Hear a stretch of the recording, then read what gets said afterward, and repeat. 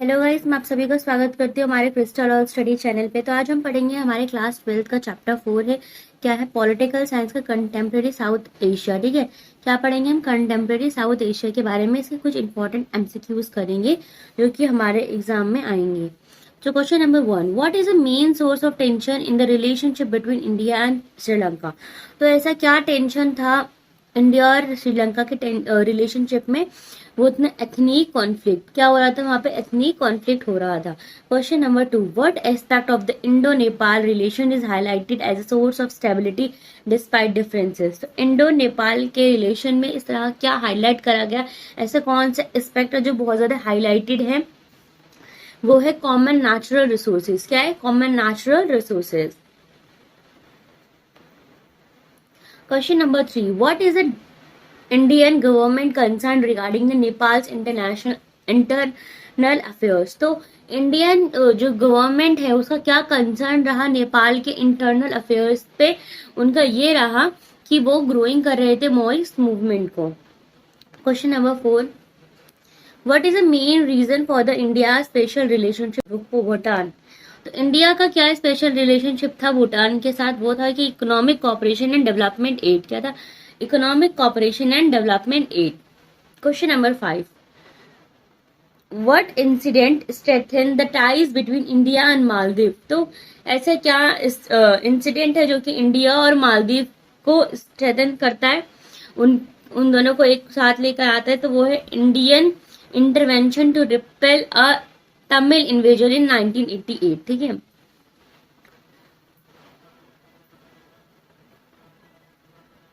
Question number 6, what is a common concern of smaller countries in the region regarding India's role? तो common concern क्या है smaller countries का कहाँ पे India के रोल में? वो ये है कि इंडिया को डोमिनेंस चाहिए था रिलीजनल कॉन्फ्लिक्ट्स में। Question number 7, what is the main purpose of the south Asian free trade agreement? तो मेन पर्पस क्या था साफ्टा का? इसका ये मेन पर्पस था कि to lower trade tariff and facilitate free trade in South Africa. वो ये चाहते थे कि लोअर ट्रेड टैरिफ हो जाए और क्या हो जाए? फ्री ट्रेड साउथ अफ्रीका में होने लगे। क्वेश्चन नंबर 8, साउथ एशिया में। Question number 8, what is a common concern express by some neighbouring countries regarding SAFTA? तो कॉमन कंसर्न क्या था नेबरिंग कंट्रीज का किसके अकॉर्डिंग? साफ्टा के रिगार्डिंग। तो आंसर क्या होगा कि ये क्या कर रहे थे? अप्रीहेंस कर रहे थे India economic influence and market dominance. ये लोग क्या चाहते थे कि इंडिया की इकोनॉमी इन्फ्लुएंस करे और कहीं ना कहीं मार्केट डोमिनेंस आए। Question number 9, what has been the trend in India Pakistan relationship despite historical conflict? India जो पाकिस्तान का रिलेशन है वो किस तरह से ट्रेंड में था हिस्टोरिकल कॉन्फ्लिक्ट के बजाय? वो ये था कि वो consistent cooperation and peace building effort. क्या था? कंसिस्टेंट कॉपरेशन था वहां पे और पीस बिल्डिंग एफर्ट्स भी थे। Question, what is the main demand of LTTE liberation tiger of Tamil Eelam in Sri Lanka? तो वो क्या चाहते थे? इंडिपेंडेंस चाहते थे। कहाँ से? श्रीलंका से। ठीक है।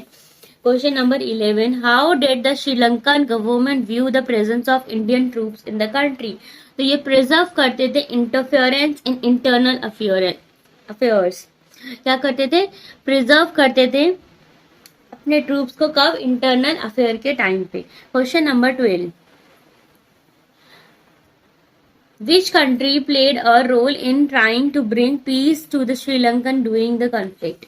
वो कौन कौन सी कंट्री है जो कि पीस बिल्ड कर रही थी श्रीलंका के जब कॉन्फ्लिक्ट होता था? तो नॉर्वे एंड आइसलैंड है। Question number 13, when did India and Pakistan sign the Indus water treaty? तो इंडिया और पाकिस्तान ने कब साइन करा था हिंडस वाटर ट्रीटी को? 1960 में। ठीक है। Question number 14, what event led to the formation of Bangladesh as a independent country? तो ऐसे क्या था फॉर्मेशन बांग्लादेश का जो उसका इंडिपेंडेंट कंट्री बनाता है? कि इंडो पाकिस्तान वॉर जो हुआ था 1951 में। ठीक है। Question number 15, when did the Indian Pakistan conduct nuclear test? तो इंडिया पाकिस्तान ने कब न्यूक्लियर टेस्ट कराए थे? 1998 में। 1998, ऑप्शन नंबर सी।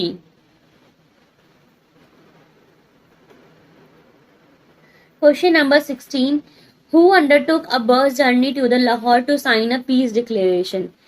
तो पीस डिक्लेरेशन लाहौर में किसकी जनवरी वो चालू हो रखी थी? प्राइम मिनिस्टर वाजपेयी की। Question number 17, when was SAFTA signed as a SAARC summit in Islamabad?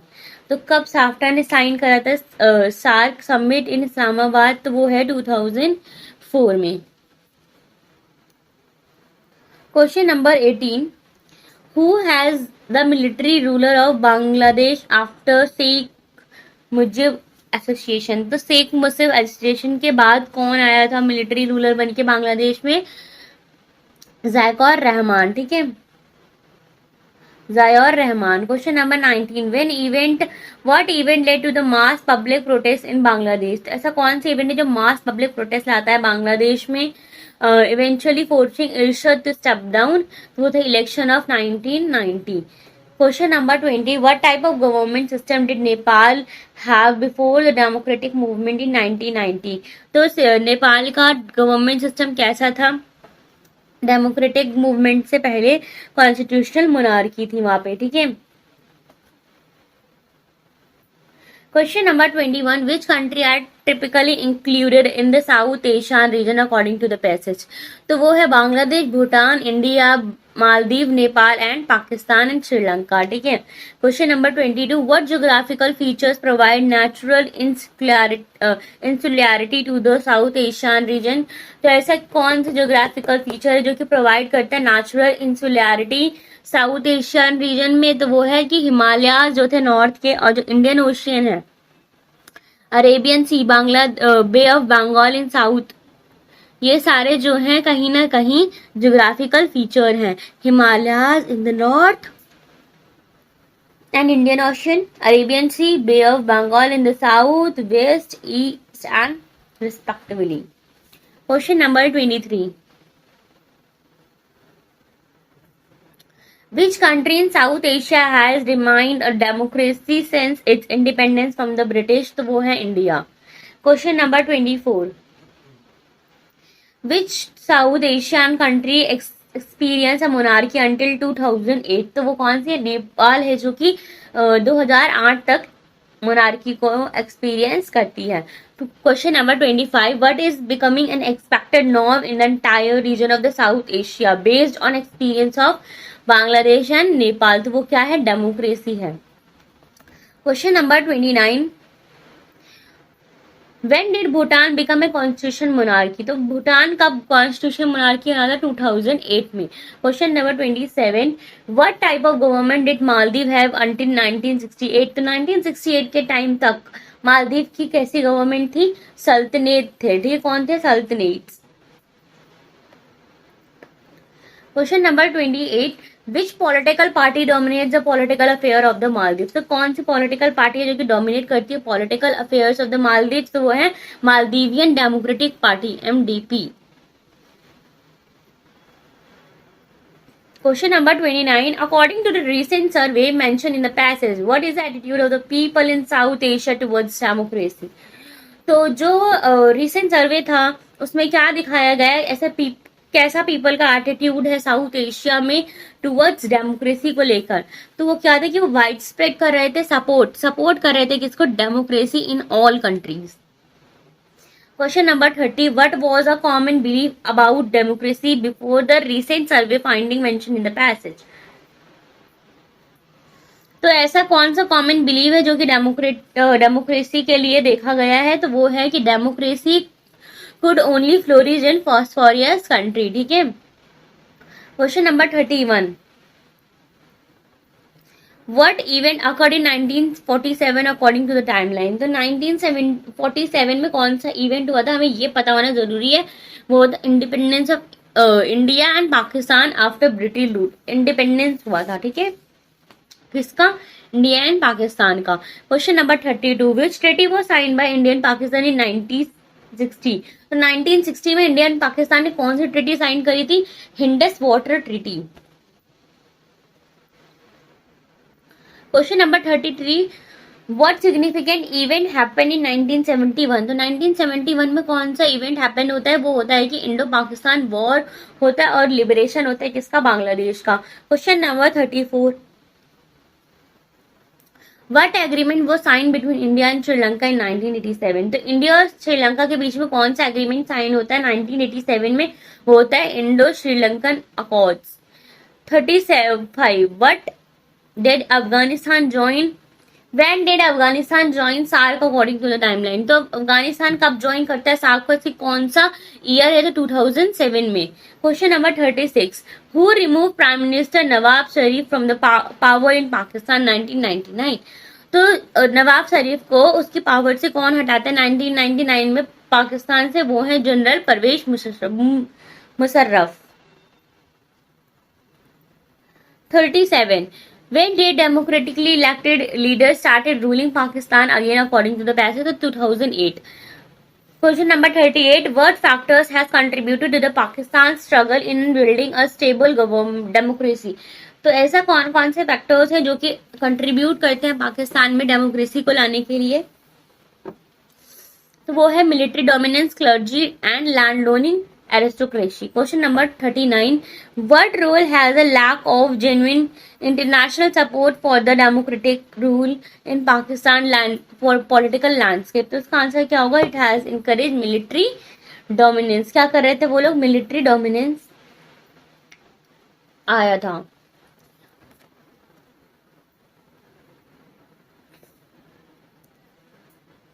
Question number 40, why have western countries historically supported military regimes in Pakistan? तो वेस्टर्न कंट्रीज हैं वो क्यों सपोर्ट कर रही थी पाकिस्तान को एज अ मिलिट्री के लिए? Due to the fear of Pakistan nuclear असाइल। तो पाकिस्तान के पास न्यूक्लियर असाइल था जिसकी वजह से वो डर रहे थे कि कहीं ये लोग टेररिस्ट के ग्रुप के थ्रू हमारे ऊपर वॉर न करवा दें, इसीलिए वो लोग वेस्टर्न कंट्रीज जो है कहीं ना कहीं उनकी सपोर्ट कर रही थी मिलिट्री में। What challenge did Nepal face leading to the demand for succession by one of the region? तो वो क्या था? एथनिक कॉन्फ्लिक्ट का चैलेंज है। Question number 42, when did Nepal become a democratic republic by abolishing the monarchy? तो 2008 में नेपाल को democratic Republic मिल जाता है। Question number 43, What was the role of Moise Group in Nepal constitution drafting process? तो Moise Group का क्या काम था? वो ये करते थे कि वो एडवोकेट करते थे सोशल इकोनॉमिक रीस्ट्रक्चरिंग को। Question number 44, when did Sri Lanka retain democracy? तो श्रीलंका को वापस से डेमोक्रेसी कब मिलती है? 1948 में। Question number 45, what led to the military Tamil nationalism in Sri Lanka? तो वो क्या था? नेग्लेक्ट करते हैं सिन्हालास कंसर्न को।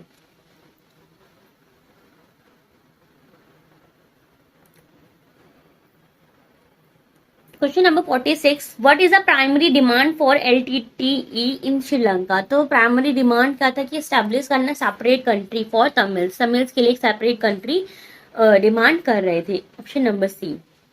Question number 47, in what year did India get directly involve in the Sri Lankan Tamil question by signing an accord with Sri Lanka and sending troops? तो वो क्या था? 1987 में ऐसा हुआ था।